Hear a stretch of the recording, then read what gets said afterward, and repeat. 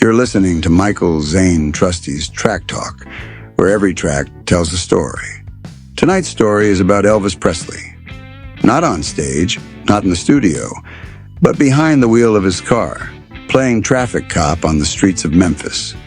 Elvis Presley was the king of rock and roll, one of the most famous entertainers the world had ever seen.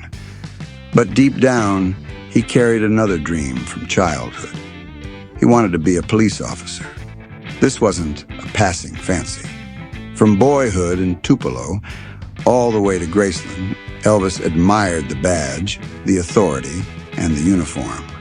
By the 1960s and 70s, Elvis wasn't just collecting guitars and gold records. He was collecting real police badges, guns, and uniforms. Departments across the country made him an honorary deputy. His closest bond was with the Denver Police Department.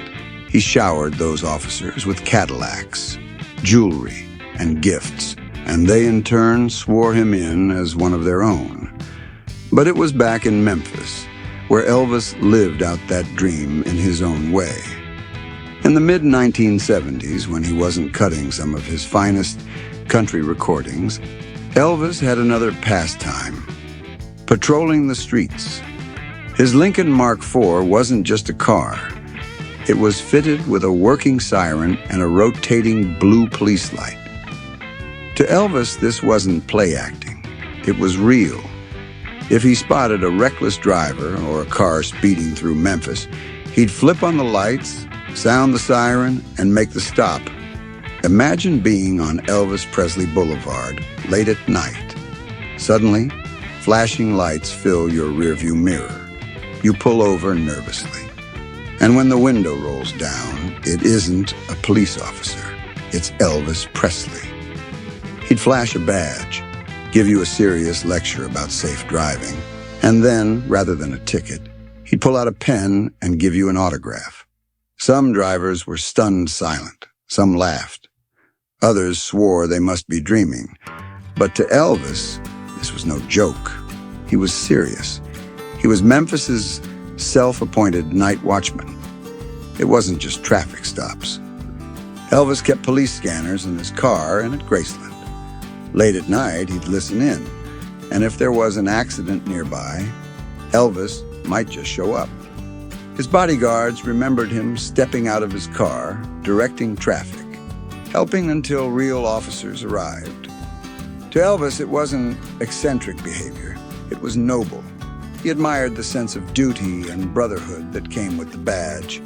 In fact, when he met President Nixon in 1970, Elvis asked to be sworn in as a federal agent at large.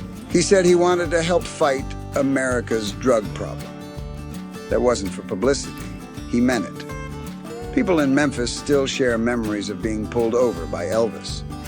One man recalled running a stop sign and being stopped by the king, who signed his dashboard before letting him go.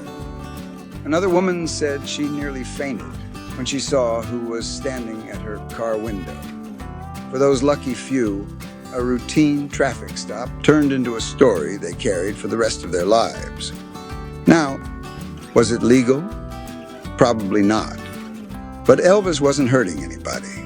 He wasn't abusing his fame. He was living a dream.